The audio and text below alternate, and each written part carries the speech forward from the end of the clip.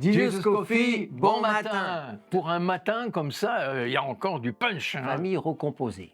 Comment faire pour bien recomposer une famille? Ah oui, c'est vrai qu'il y a des difficultés parfois lorsqu'on a eu une rupture, quel que soit le type de rupture, dans une famille, la séparation, toutes les interrogations qui se trimballent dans la tête, comment je vais faire, qu'est-ce qui va se passer. Et puis il y a la nouvelle vie qui se présente, la nouvelle possibilité qui se présente. Alors on est bien placés tous les deux pour en oui, parler en oui, plus. oui, On ça, a c'est dû recomposer.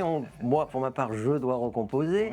Ouais. C'est un véritable défi aujourd'hui Ouais. et pourtant ça arrive. Je me souviin de ce texte-là concernant la Samaritaine. Ah oui. La Samaritaine. Elle a rencontré Jésus à un instant T dans sa vie, alors qu'elle avait une vie un petit peu décomposée, recomposée. Elle a eu 5 maris. L'homme avec qui elle vivait aujourd'hui n'était pas son mari. Et Jésus est venu la chercher. Jésus est venu la chercher dans son... Ses problèmes, exactement. Ouais, tout à fait, Parce oui, que- oui, oui. Oui, parce qu'à l'époque, en plus, elle était tout à fait vilipendée. Hein. Ah, Une c'est femme clair comme qu'elle ça, était très, très une mal femme vue. comme ça, elle n'était pas fréquentable. Pas comme aujourd'hui encore, hein, mais bon, Ouais. c'est vrai qu'à l'époque, il y avait le regard des autres qui était Terrible. terrible. Bon, aujourd'hui un peu moins, mais ça existe encore un peu. Hein. On ne peut pas recomposer une famille, d'abord se mettre devant le Seigneur et lui laisser tout, lui dire, voilà Seigneur, moi je suis devant quelque chose de nouveau, il faut absolument que tu prennes ça à bras-le-corps et que tu m'aides. On ne peut pas par soi-même déjà supposer à l'avance tout ce qui va se passer. Comment faire avec les enfants? Si les deux ont des enfants, ça risque d'être encore plus compliqué. Il y a cette nécessité de remettre vraiment, véritablement, cette nouvelle vie dans les mains du Seigneur, qui lui ne juge pas. Il est là pour nous aider. Il veut le faire si nous voulons le faire. Je pense qu'il faut mettre entre les mains de Dieu cette situation nouvelle, parce que Dieu est capable de faire des choses aujourd'hui nouvelles.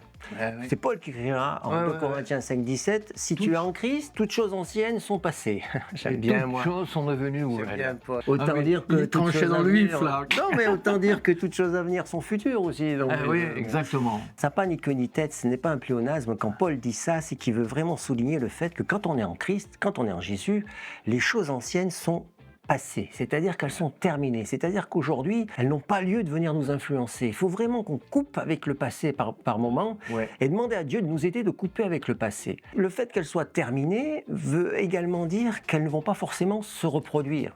Quand on vit un divorce, il faut l'espérer. il ne faut pas croire qu'on va revivre un autre divorce derrière. Et Évidemment. comme Dieu le disait, il y a la peur de la nouveauté pour pas que ça recommence.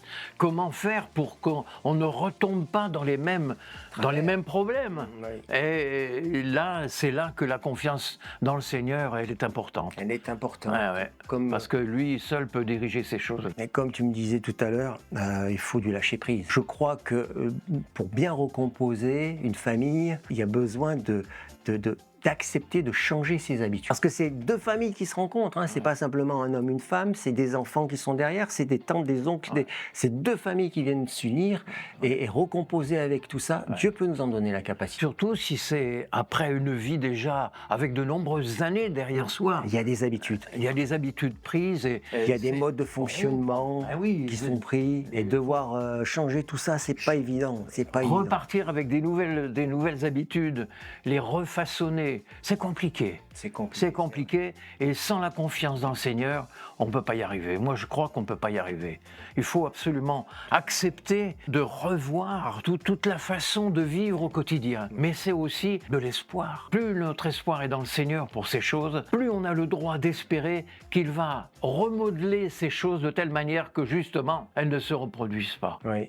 Et comme le disait Paul, il terminait ce verset en disant ceci, « Voici, je fais toutes choses nouvelles. Toutes choses seront nouvelles. » Si on lui remet notre situation, si on nous remet notre famille entre les mains de Dieu, il est capable de transformer, de faire toutes choses nouvelles. Il faut terminer sur cette note d'espoir parce que c'est une réalité. Dans le Seigneur, il y a toujours de l'espoir. Comme un enfant qui tombe, et bien qui se relève.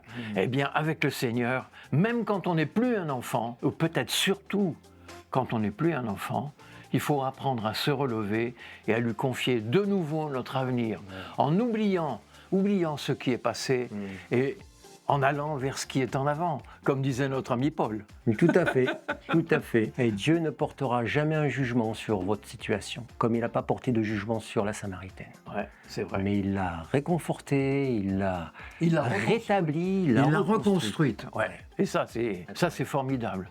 C'est le miracle de Dieu. Ayez foi, vous qui devez recomposer votre vie, que en Christ, toute chose peut devenir nouvelle. Qu'est-ce qu'on dit? Source de vie, the church to be. Ah, Oui. c'est ça.